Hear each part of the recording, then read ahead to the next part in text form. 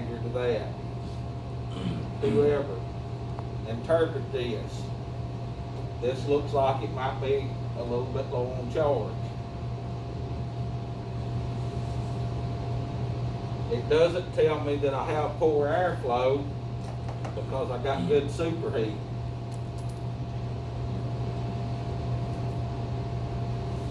It doesn't tell me that the outdoor coil's dirty because my head pressure ain't out of crazy at 375. Doesn't tell me that I'm not getting rid of my heat. Now it does say that either there's a little bit of something going on in here with my subcooling at 1.3. Either I'm a little bit low on charge and it's just not showing up because the pressure, the translation temperature is low, or it might say that I'm not completing the boil off. But in this case, with a low suction, low head pressure, it's going to be more likely I need a little more refrigerant. When this pressure comes up, this number goes up.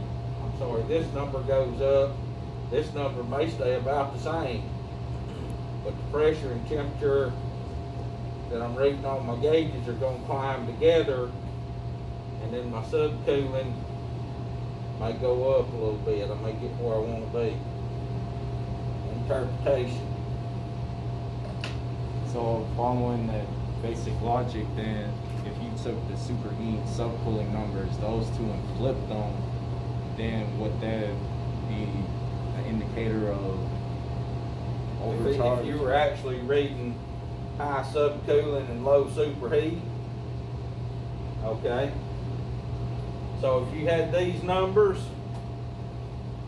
everything except this number right here was 40 degrees, and which makes you have 2 superheat.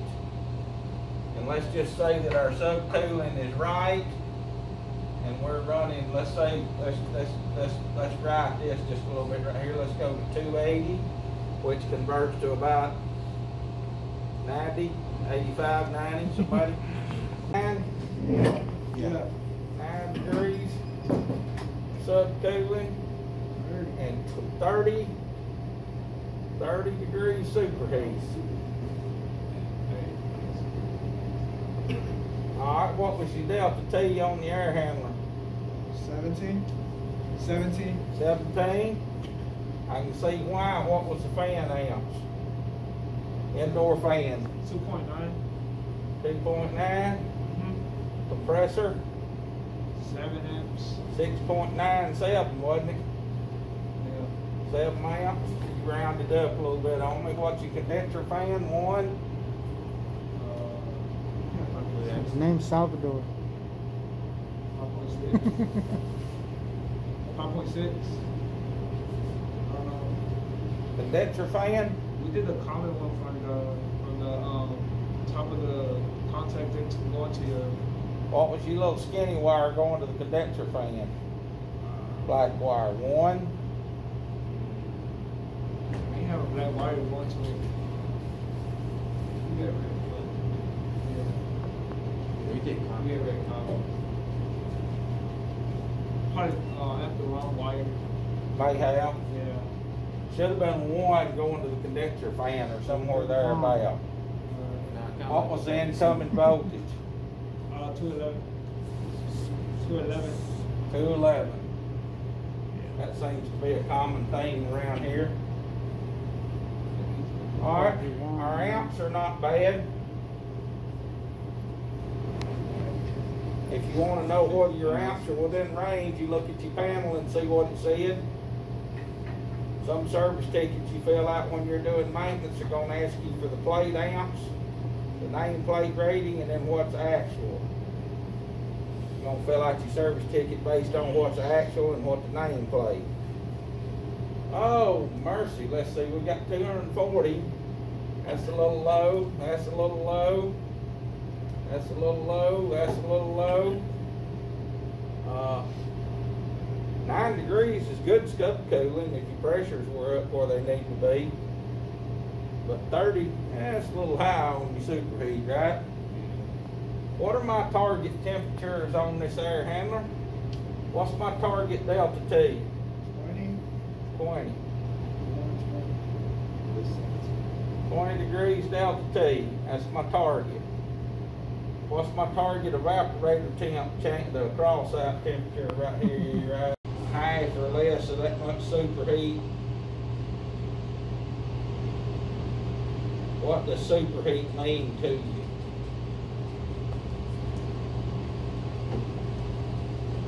Pressure fan motor 0.76. Okay. It's okay, that's good. If your amps are good on your motors, it's a pretty good idea that your capacitors are okay, but it don't hurt every season to check them. Check the capacitor, just you pull a wire off of it and set your meter to capacitance and check them. It's that easy. While you're in there, pop the wires off. Check the connections on your capacitor. On more than one occasion, I have checked the capacitor and put the wires back on it, and it burned the wire off. So make dang sure that your connections are good when you put them back. If it feels a little limp or loose, put a new spade on it. You're going to carry a whole box full of spade ends on your truck, and you got crampers. And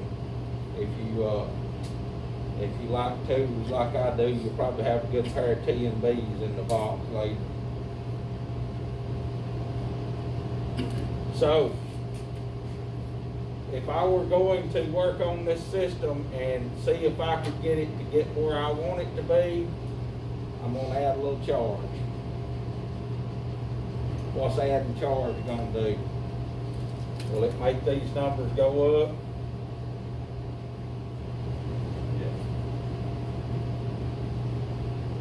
I'm going to add a little charge. I'm going to have a discussion with my customer. Mr. Customer, this unit's doing 17 degrees delta T. All my pressures are a little low. Now, Mr. Customer, when I add 2 pounds of gas to this system, we do a courtesy leak check with electronic leak detector.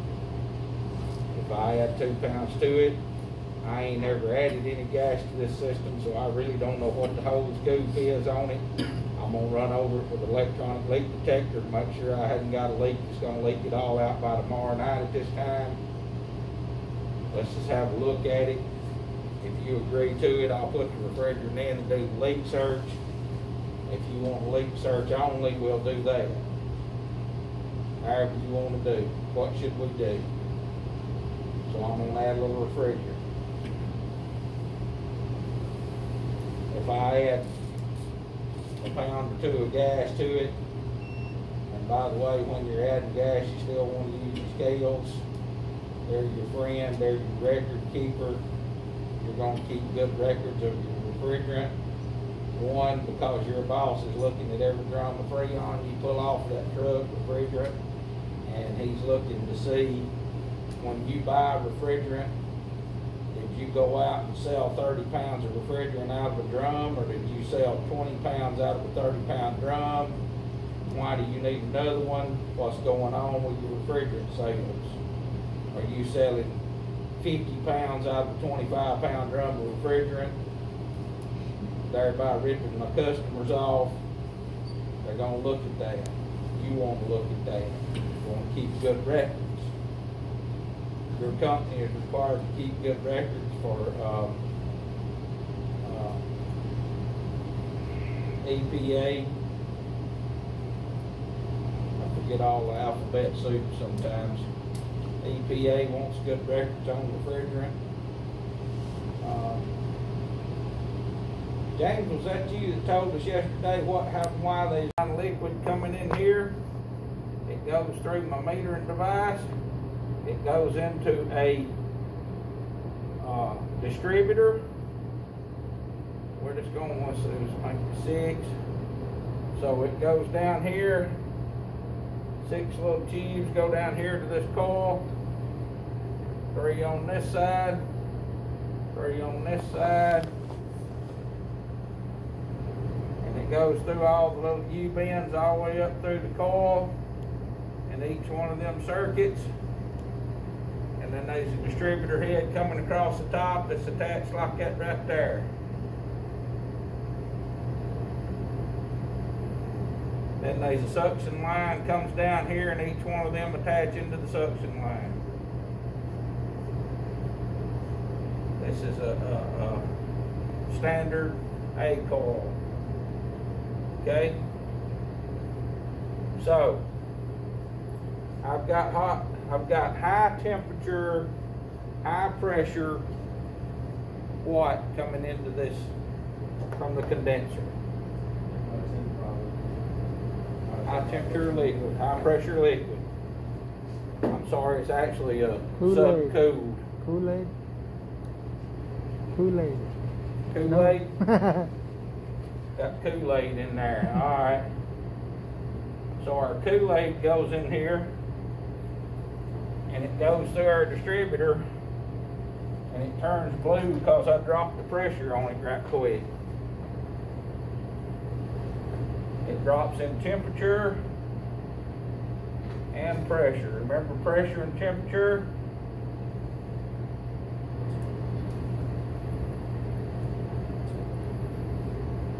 If I'm pressure and I got temperature over here, we're adjoined. We ain't going nowhere without the other.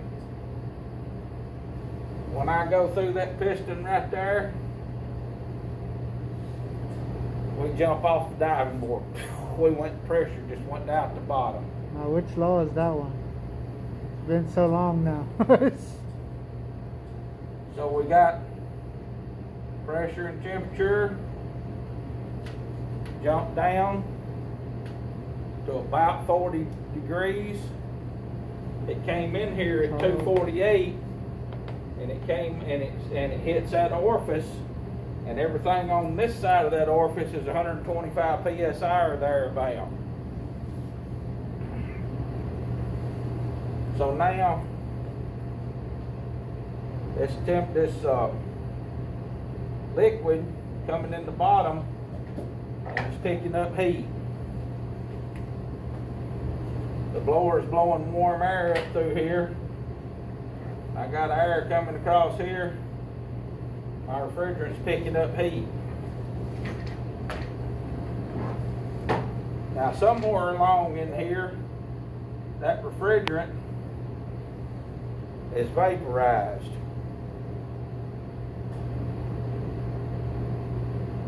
And it gets out here, and I put my gauges on it, and I say it's 125 psi, which crosses out to 40 degrees. But wait a minute, out here at the compressor at the outdoor unit, I put my temperature clamp on it, and I measure 55 degrees. That's about shot, ain't it? I measure 55 over here. But it says that the temperature crossout is 40. What did we call this number right here? The difference in them? Superheat? Superheat. Yeah. Superheat tells me a story. I thought It you were tells me talking. something happened. What does it tell me happened right here? Phase change? Change phase? Change of state. Yeah, state. Change of phase, phase change, change of state. I wound up putting liquid in down here, and somewhere through this coil it turned into a vapor. And superheat tells me how far that this got before it finally became a vapor. You believe that? If I've got 1 degree of superheat, how far do you think liquid got through this coil?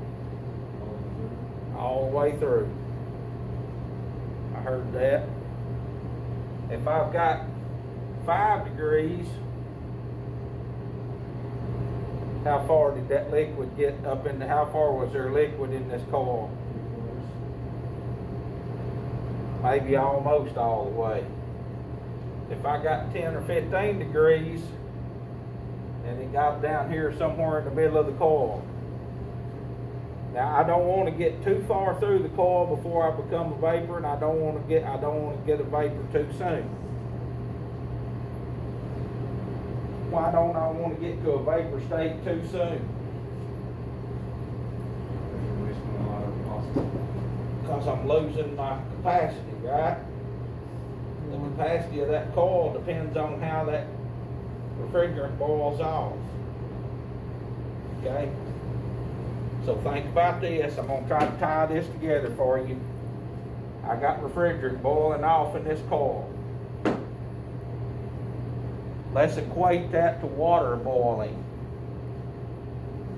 Can we do that? Can you jump in your mind to boiling water? Okay? So I got a pot of water. And it's got about a pint of water in it. If you don't think about why I got a pint, water weighs 8.34 pounds per gallon, and there's 8 pints in a gallon, right? Everybody with me on that? So we're somewhere around a pint equals how much water would a pint be? It'd be 1 pound, approximately. So I got a pound of water. I'm trying to give you a picture here.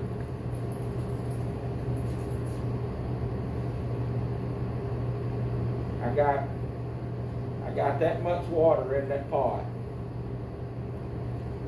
That's 16.9 ounces, 16 ounces in the pint, 32 in the quart. All right, so I got 1 lb of water here. How much BTUs does it take to raise that pound of water 1 degree? 12,000.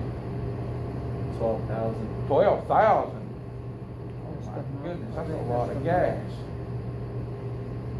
12,000? What's the definition of a BTU? One BTU per The amount pound. of heat required to.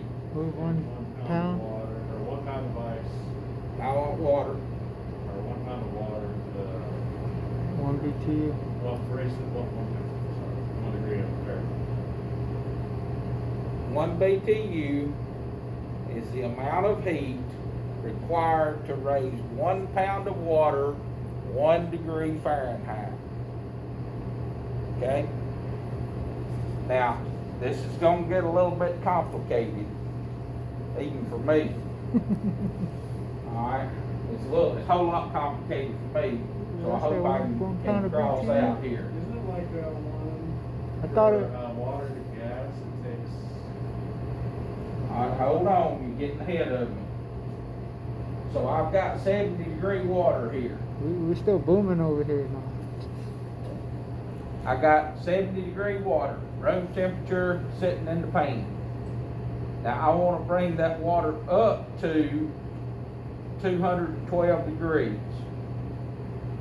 All right, how many BTUs does it take to raise it 1 degree? 1 BTU is 1 degree, right? So you're getting ahead of me again. Is it 144 from 70 to 212? Subtract it right quick. 212 minus 70 is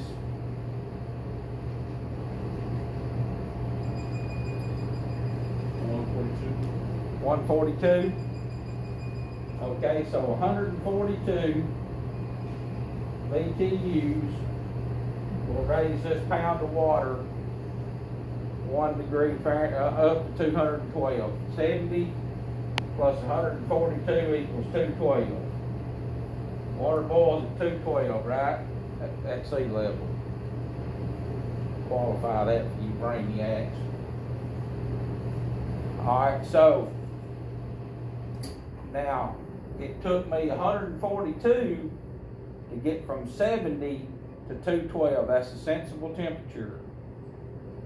Can anybody tell me what it takes to get 212 degree water to 212 degree steam? How many BTUs? 970 BTUs. 970. So my temperature is still Put it on 212. your arm, man. No. I just remember doing this in Mr. Less's class. Alright. My temperature is still 212. But I expended 970 BTUs. Well, let's write that kind of crossways instead of sideways. Get the left hand around there in the right position. 970 BTUs to get from 212 water to 212 steam. I didn't change the temperature a bit. Didn't change it 1 degree. But it went from water to steam. Now remember, it only took me 142 to get from 70 to 212. Y'all getting this picture? So this took 142 BTUs, but to get from 212 to 212 steam, I spent 970 more BTUs. So is there more BTUs spent in change of state or change of temperature? Okay? Following with me? Alright, now when this refrigerant is going up through here, first it has to change temperature a little bit. Now we're trying to get it from liquid to vapor, so you got to get to the boiling point, and that's the saturated temperature, that 40 degrees. So that's bubble point. So it has to just barely change a little bit of temperature, then it's got to start boiling off. So all the work is done in the boil off. Are you following me? Just like our pot of water over here, 99% of our work is done in the change of state. You can turn them both off. I'm rather warm. Let's say I'm in the same boat. We ran this furnace over here the other day, and I was just sweating the time I got online. So does it make sense to you that where I change state from vapor to liquid, liquid to vapor in this coil, does it make sense that's where the work's being done? So superheat is just a number that says when I got here, I was all vapor.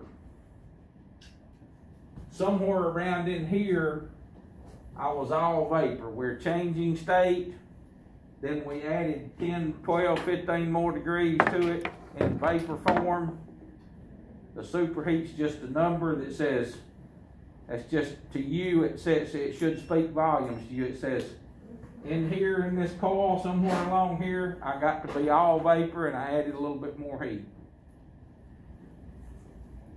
A 40 degree coil, change of state, heat picked up.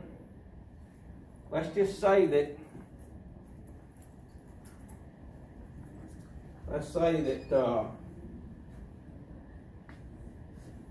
we did this very thing.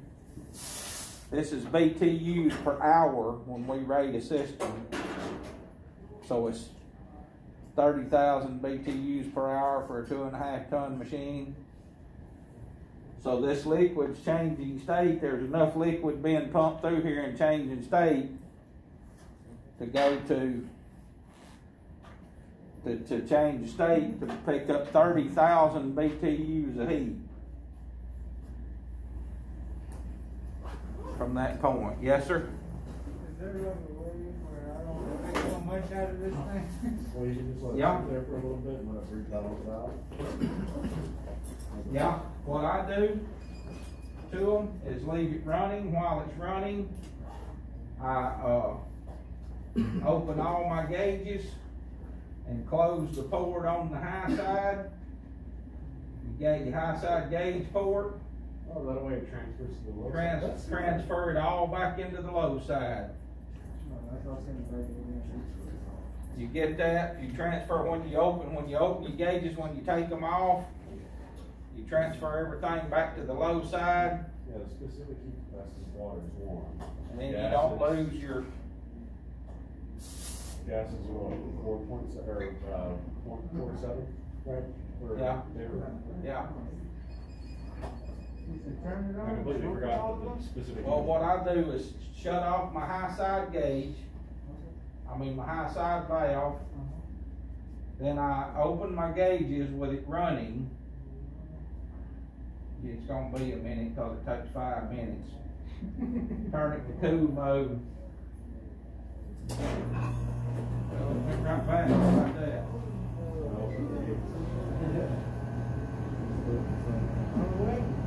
Yeah, just open enough to get that out. Now, when everybody goes to 125, you got vapor in the gauges only. Take your high side line loose with it turned off. Let's see. Okay, everybody's 125. Shut your gauges. Take both ports off and don't open that high side valve back up in the main valve. Yeah, you close all of it. Get a little quick squirter out of the high side. You got it. You didn't lose a lot of gas, did you? I also keep in mind that you have some neighborhoods like the yellow flashlight. No, that's how you learn. That's how you learn. Why did that happen? Why did that happen? Why does what happen? Why do you have a permit to yellow here, where it's yellow? He has a vendor. He has a vendor. When you go there, that's a vendor. I can see these two are gonna spur each other on throughout the class. Those two baby roosters. You and Pedro, y'all gonna be spurring each other on throughout the class. No, Randy. I don't know what you're talking about. No?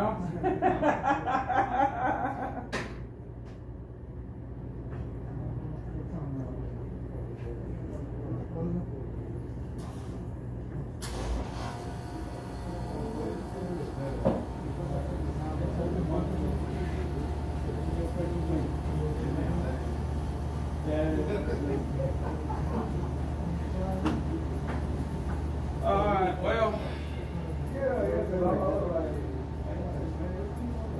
10:30. Got store and reached in my pocket, get some change every day and found a black board marker in my pocket. Hey, wait a minute, that ain't supposed to be there.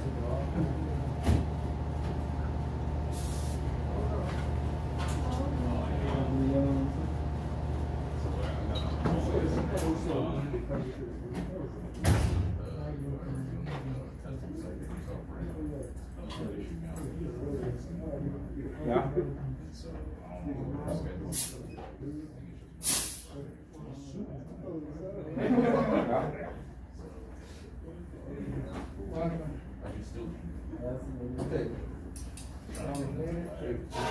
You're gonna be out with work for a little bit. He wouldn't let me go. When he said, Let me, I'll see if we can't get, somebody like Pedro to record for us, and we'll get you I some. recorded some good stuff, y'all just missed, like on that stuff. Oh, we did? Yeah, we will. Isaac's gonna be on